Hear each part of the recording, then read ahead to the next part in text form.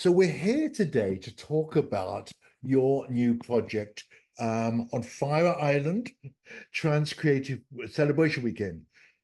I know there's a lot going on. Can we start with you summarizing what it's all about? Well, the first thing I like to say is Trans Celebration Weekend is for everyone. It's not just for the trans community. It is certainly intended to create a safe space for my trans plus community to come and experience a whole weekend where we can be together. Because it's in Fire Island, it's a very unique environment in that you are separated from the rest of the world. Cherry Grove is already a very queer space. It's steeped in queer history.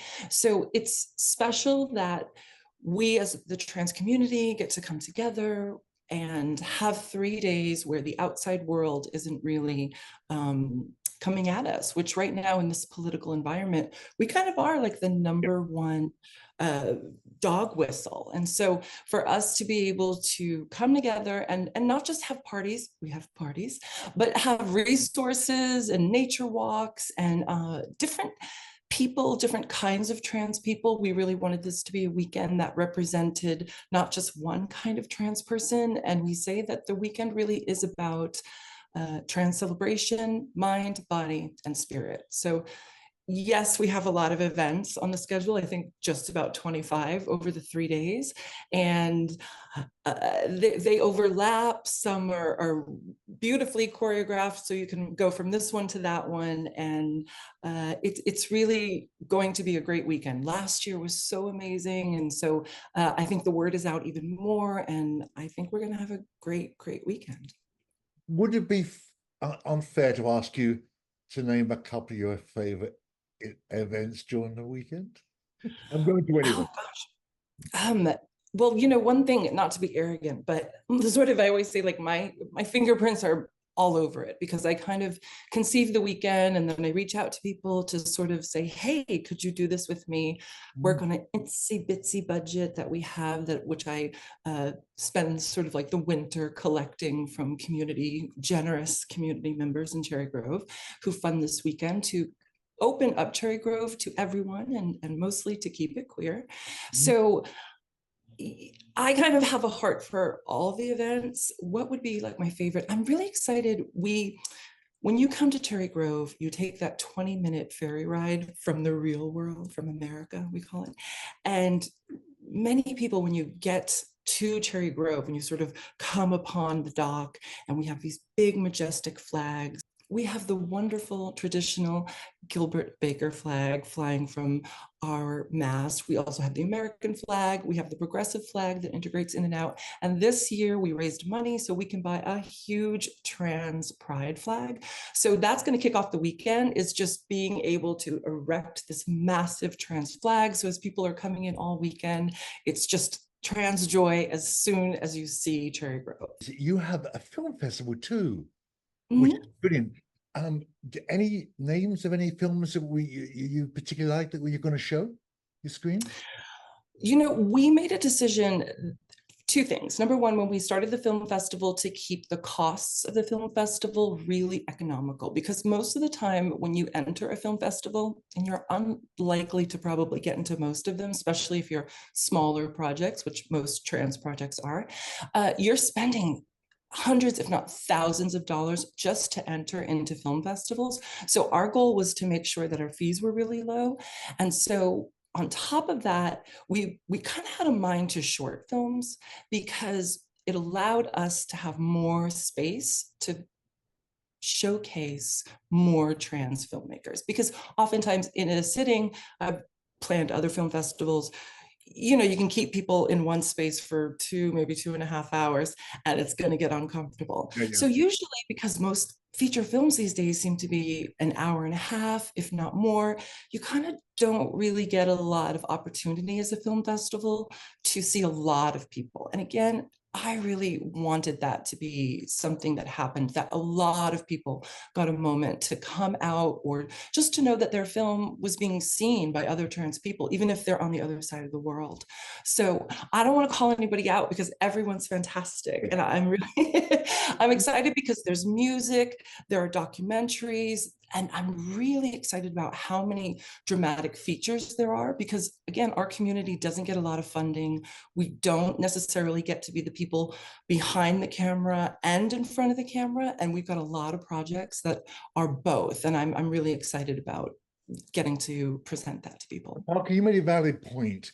Most times, and we cover a lot of film festivals on Queerguru, they're the so it's great to see them center, even if they're shorts, because shorts are usually the beginning of a filmmaker's career. And anyway, Mhm. show a lot of different sides of our community. How involved is the Cherry Grove community? Are they behind you on this project?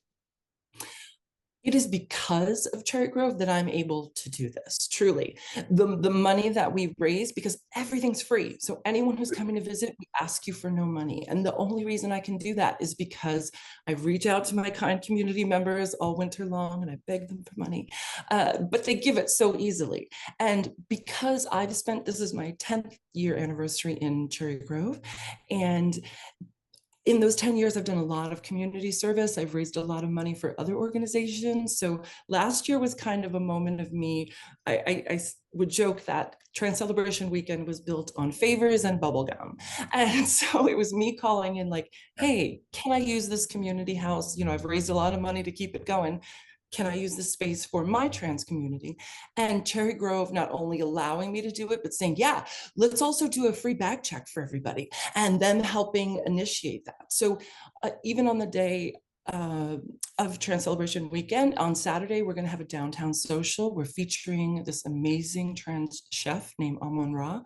And Amon Ra is going to come and we're going to have free food and drinks so that everybody, including the Cherry Grove people, the visiting people, the people who come often but are only visiting for the day, we can all mingle together, because I'm also very involved in the history of Cherry Grove.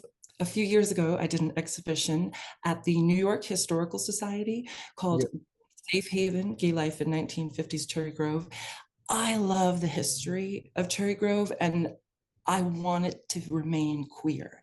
And Yeah. so this is sort of my way of keeping it queer, but also making space for my trans community, because I know that the people of Cherry Grove will be loving and open as they have been with me and my wife. And so I'm very honored that Cherry Grove is so much part of Trans Celebration Weekend. You hit on at the beginning something we were very much aware of, that for our community, it's the trans part of our community that's having a hard time politically and socially, and with the election, you're the target for the bad stuff. Are we, the other bits of the community, the LG and the B, are we doing enough to support our trans brothers and sisters? That's a tough question. I think, of course, on an individual by individual basis, some people certainly are not open.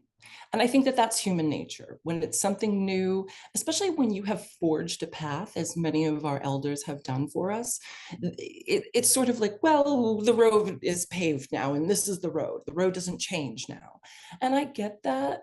But what I love is seeing the community that welcomed me so much and that set down this path for me and allowed me to have this space. They are really eager to learn, to open their concepts of queerness and who belongs at the table, who gets the microphone, who gets to speak. Because unfortunately, you know, we hear this word turf a lot, and that's sort of, to me, the essence of that is someone saying, you don't get the microphone to speak, you don't deserve it. And so I embrace our elders who say, yes, please take the microphone and speak. And I think that that is really Cherry Grove. We saw that last year. So many community elders showed up for all these various events that we did to learn and have fun and to tell these young queer and trans people, you're welcome here. Please come back. When you come back, remember this face, because I'm here all summer long.